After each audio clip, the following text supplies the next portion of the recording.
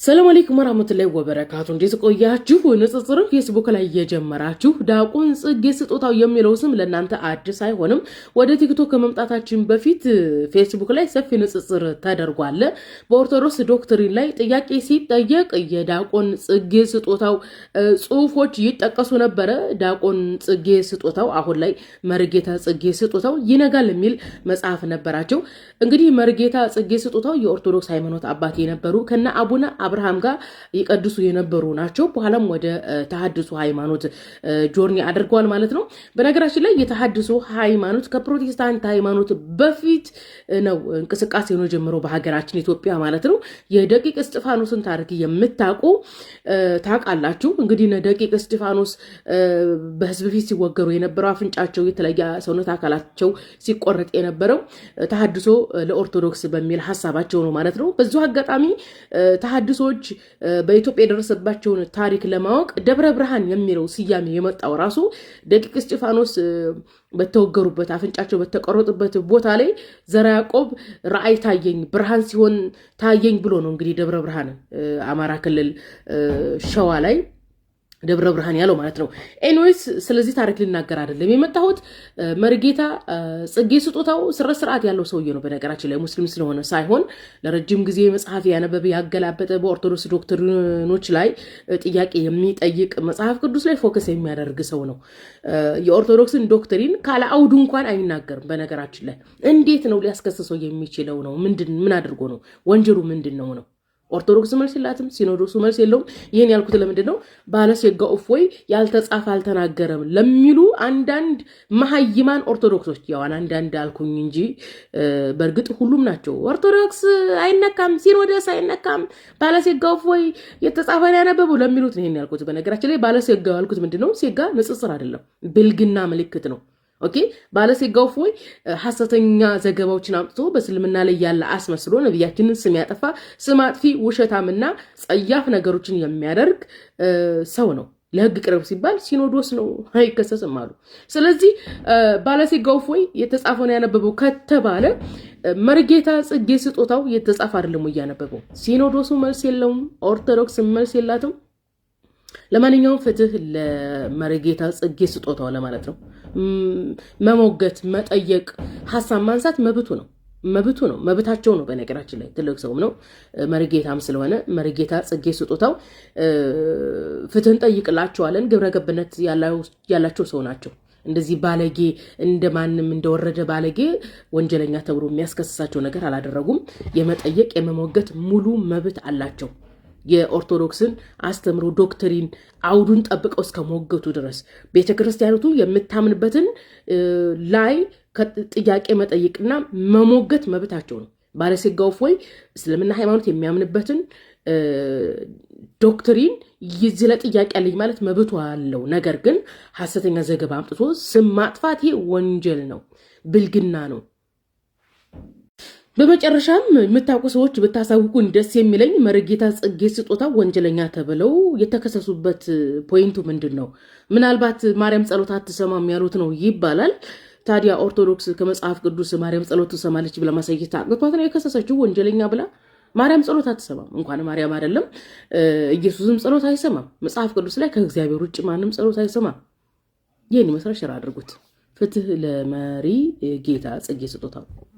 الله أكبر الله أكبر الله أكبر ولله الحمد الله أكبر الله ሃይማኖቴ ፍጹም እስላም ፍጹም ክርስቲያን ነኝ ማለትም እስላምነቴና ክርስቲያንነቴ ሳይደባለቁ ሳይነጣጠሉ በተዋህዶ የከበሩብኝ ፍጹም እስላም ፍጹም ክርስቲያን ልክ እንደ ኢየሱስ ክርስቶስ ፍጹም አምላክ ፍጹም ሰው እንደሆነው ለምሳሌ ይራባል ኢየሱስ በምኑ በሰውነቱ እንጂ መለኮት እኮ አይራብም።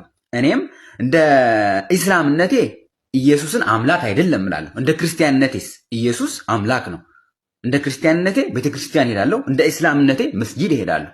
ስለዚህ ፍጹም እስላም ፍጹም ክርስቲያን ነኝ። በእርግጥ ይሄ ካልተገለጠልህ አይገባህም። ግንባራቸውና እግር እጆቻቸው ያበሩ የውመል ቂያማ እመቶቼ ወደኔ ይመጣሉ። እኔ ቀድሚያቸው አለል ሐውድ ላይ ኡመቶችን ቁሜ ጠብቃቸዋለሁ። አላህ ምነው እነሱን ባሳየን አሉ የአላህ መልእክተኛ። እኔ እናንተም መናፈቃቸው ነው። Tequila. Go for me. Go, he's got a knife. Go. You idiot.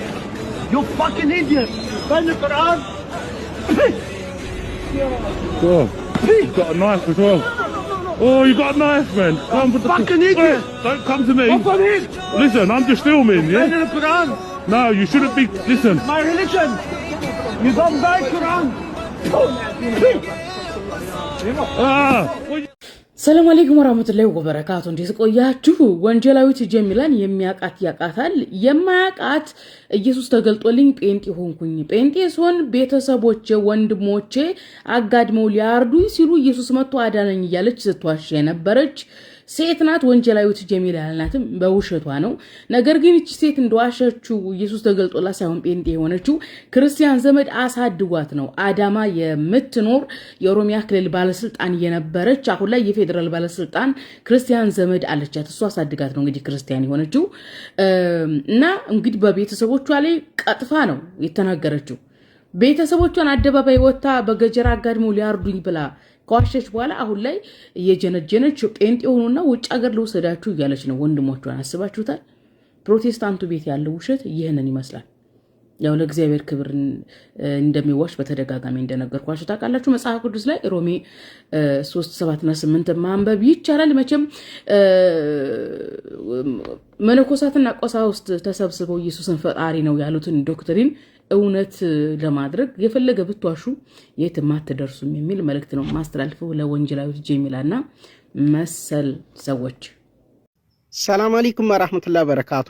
በሃዲያ ዞን ሆሳና ከተማ ባምብቾ ጉዶ ቀበሌ በዩኒቨርሲቲው አጠገብ በተሰራ መስጊድ ላይ እኛም ቤተክርስቲያን ታልሰራን ብለው ህግ ጥሰው የህግን መዋቅር ሽፋን ተጠቅመው ለነዚህ ሽብርተኞች ከለላ የሆኑ ቤተክርስቲያን ታልሰራን ብለው ሙስሊሞችን እየደበደቡ ሙስሊሞችን እየዘረፉ ሙስሊሞችን እያሰቃዩ አብረው ተባብረው በሙስሊሞች ላይ የሽብር ጥቃት እየፈጸሙ ያሉ የመንግስትን ቢሮ የተቆጣጠሩና የመንግስትን ስልጣን ሽፋን ተጠቅመው ያለ አግባብ በሙስሊሞች ላይ ጫና እያደረጉ ለአንድ ሃይማኖት የወገነ ስራ እየሰሩ የሽብር ቡድኖች ቢሮ ላይ የተቀመጡ ሰዎች በዚህ ደረጃ ሙስሊሞችን እያስደበደቡ ተባብረው ወጣቶችን አሰባስበው በሙስሊሞች ላይ እንዲህ አይነት ጭፍጨፋ ፈጽመዋል ማለት ነው። በምታዩት ቪዲዮ ላይ የተመረጡና የተመለመሉ ሽብርተኛ ወጣቶች በሙስሊሞች ላይ ድብደባና ዘረፋ አርገዋል ማለት ነው።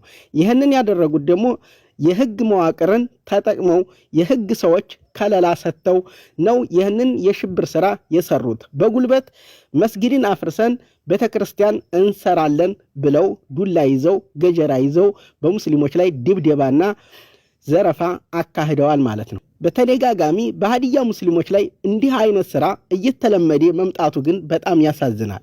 ቢሮ ላይ ያሉ ሰዎች የአንድ ሃይማኖት ወገንተኛ ሆነው ሙስሊሞቹን እያስጨፈጨፉ ይገኛሉ። ተቀደምም አላኒሞ አራጊዶ ቀበሌ ላይ በሙስሊሞች ላይ ጭፍጨፋ ፈጽመው መስጊድ አፈርሰን ቸርች ታልገነባን ብለው በሙስሊሞች ላይ ጭፍጨፋ አካሂደዋል። ያ ነገር ለህግ ቀርበው ተጠያቂ ሳይሆኑ እነዛ ቢሮ ላይ የተቀመጡ የሽብር ቡድኖች ለአንድ ሃይማኖት ወግነው ሙስሊሞችን እንዲህ የቁም ስቃይ እያሰቃዩ የመንግስትን ስልጣን ተጠቅመው በሙስሊሞች ላይ ጭፍጨፋ ፈጽመው ምንም አልተደረጉም። አሁንም በድጋሜ እንዲህ አይነት ነገር ደግመዋል ማለት ነው። ተቀደምም የዛሬ 2 ዓመት 3 ዓመት ይመስለኛል ኢየሱስን ተቀበሉ ተብለው በገጀራና በዱላ ተጨፍጭፈው ሙስሊሞች ሙተዋል ማለት ነው። በግድ ሃይማኖታችንን ታልተቀበላችሁ እዚህ አትኖሩም ተብለው ሌሊት ጭፍጨፋ ተደርጎባቸዋል በወረዳውና በዞኑ አመራሮች ግዳፍ ማለት ነው። ዛሬ ያ ሁሉ ፍትህ ሳይገኝ ሲቀር አራጊዶ ላይ እንደዚህ አይነት ጭፍጨፋ ፈጽመው በመስጊዶችን 2 መስጊዶችን አፍርሰን ቸርች እንገነባለን ሲሉ ምንም አልተባሉም። ያ በህግ ላይ ያለ ጉዳይ ነው። እስከ ዛሬ ፍትህ አላገኝም። ዛሬ ደግሞ እንዲህ አይነት ጭፍጨፋ አካሂደዋል ማለት ነው። እንዲህ በተደጋጋሚ የሃዲያ ሙስሊሞች ላይ ጫናና በሙስሊሞች ላይ ግድያ ዘረፋ እየተፈጸመ የህግ አካላቶችና የመጅልስ አካላቶች የሚመለከታቸው ሰዎች እንደነዚህ አይነት የሽብር ስራ የሚሰሩትን ሰዎች ለህግ ማቅረብ ሲገባቸው በችልታ እያለፉ በሽማግሌ ጉዳዩን ፈተነዋል እያሉ እያለባበሱ ሲያልፉ በእንደዚህ አይነት መልኩ አይን ባወጣ ፍጥጥ ባለ መልኩ ቀን በቀን ዱላ ይዘው በሙስሊሞች ላይ ጭፍጨፋ አድርገው መስጊድ አፍርሰን ቸርች እንገነባለን ሲሉ አሁንም በቸልታ እየታለፉ ነው። የሃዲያ ሙስሊሞች ልብ ያልተባለላቸውና ትኩረት ያልተሰጠ ጉዳይ ሆኗል ማለት ነው። ግን ሃዲያ ምድር ላይ ሙስሊም እንዳይኖር እየተሰራ ነው። በወረዳ አመራሮች፣ በዞን አመራሮች፣ በቀበሌ አመራሮች የመንግስትን ስልጣን የያዙ ሰዎች የሽብር ስራ እየሰሩ ሙስሊሞቹን ታካባቢው እያጸዱ ይገኛሉ። በግድ ሃይማኖቱን ተቀበል ኢየሱስን ተቀበል እየተባሉ እየተደበደቡ እየተገደሉ ነው።